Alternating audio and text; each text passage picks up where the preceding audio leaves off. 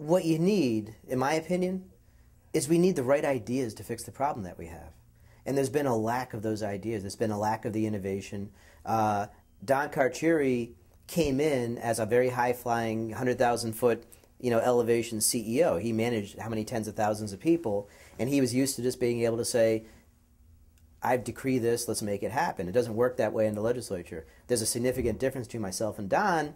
I'm a small business guy, so I do the payroll, I sell the company, both my companies I've sold, and I've worked to build the marketplaces that we're in. I get the midnight phone calls when it's my turn to take call, and I plunge the toilets when the toilets have to be plunged. So there's a very different mindset for somebody who's coming in as a business owner but isn't coming in as a CEO type business owner. I'm coming in there as a fixer and a doer and a mover and a shaker.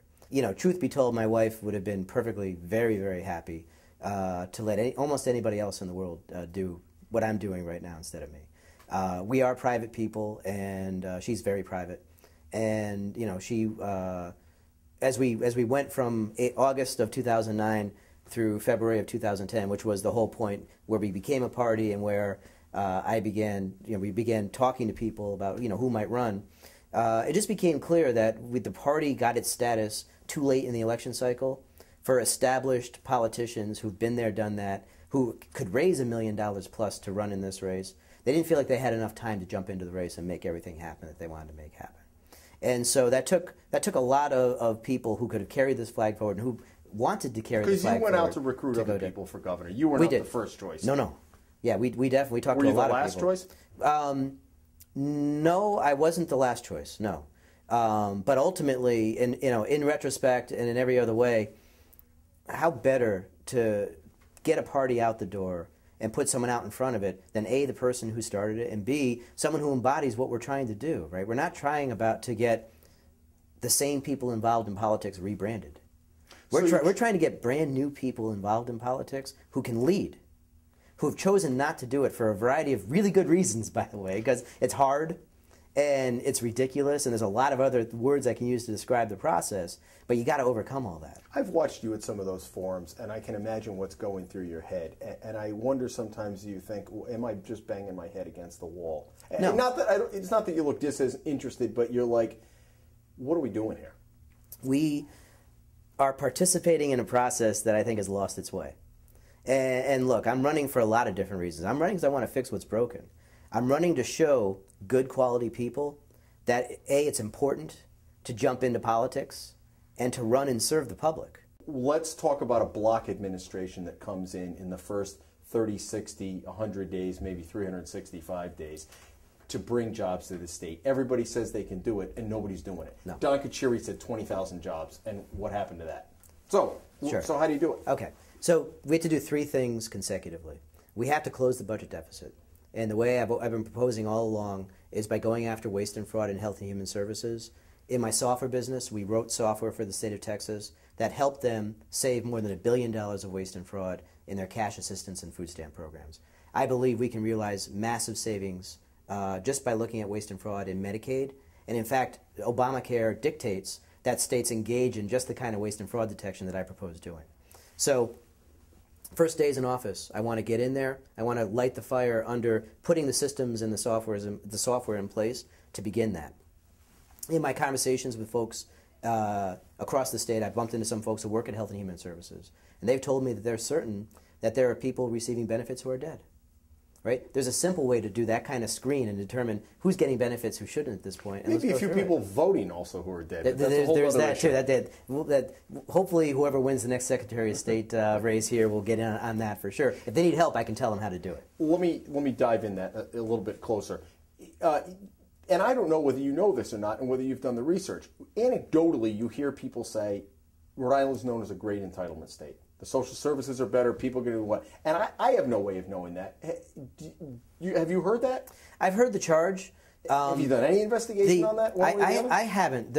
I think the biggest bang for the buck right now, because Rhode Island has done technology so poorly in the past. I mean, we still have a 1980s vintage computer running all of our health and human services programs. Let's just beef that up. Let's patch the holes that are out there. Let's find the overt problems that are already out there, which is going to amount to a lot of money. Let's get that under control first and foremost. in this time of great need, I don't think the best strategy is cutting needed social services to those who most desperately, require it right now. Let's see how far being really smart with our technology, where that takes us, and what kind of ground we can cover in a hurry.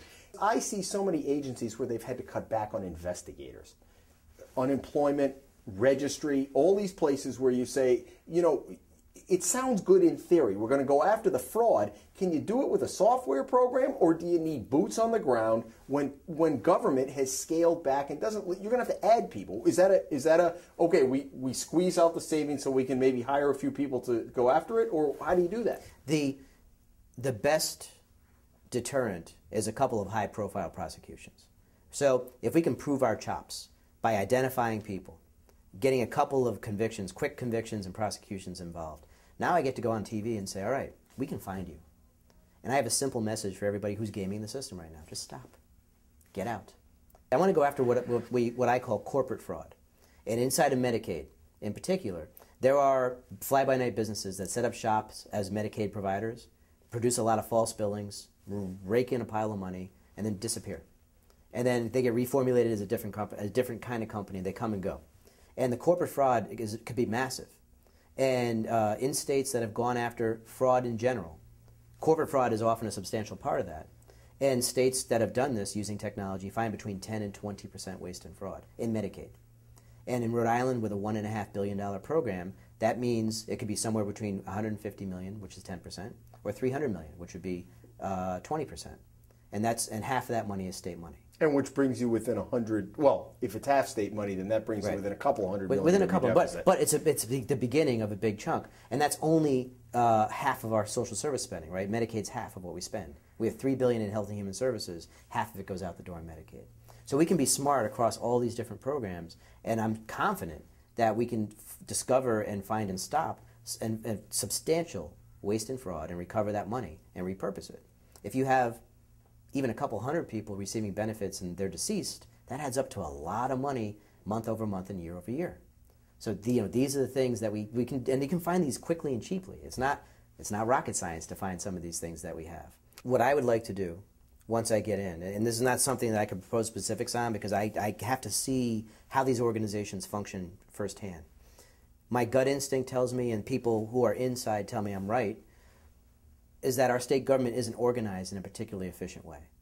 And part of that is contractual. In our labor agreements with state employees who are unionized, we're very tightly managed in terms of the types of jobs they can do and the ability you have to move people within silos within government.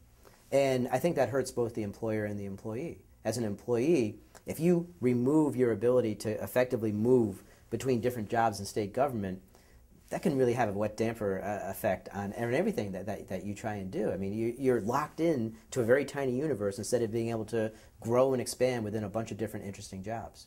And from a management perspective, if you really need additional manpower over here and your employees are locked in over here, it really reduces your ability to manage your way around personnel problems and effectively bring resources to bear.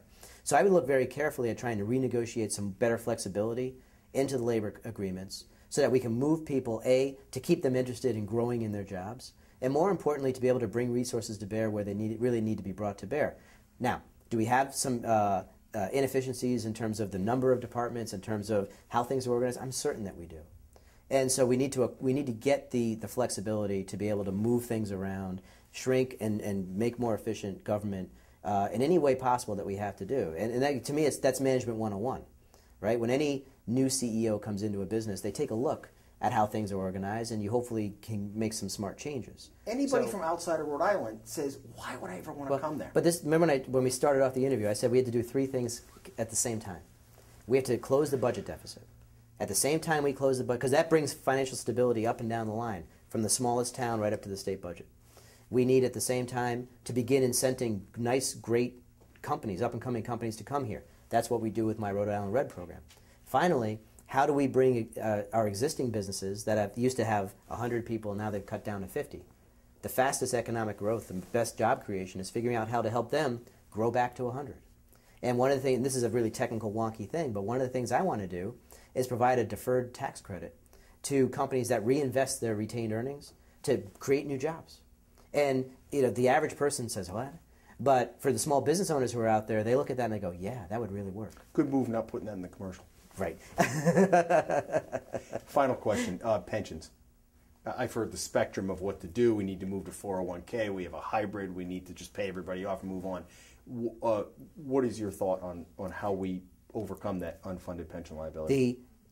First of all, we do have a contractual commitment to have a pension system in place right now, and it's unsustainable. And we got there because labor and management jointly agreed to things that were, in retrospect, crazy obligations. And but if you try to pull the plug, that's not going to hold up in court. So you've got to satisfy those obligations. So here's my approach to it. And in fact, I even built a pension calculator to highlight the different things you could tweak and change and what the big impact is on the pension math.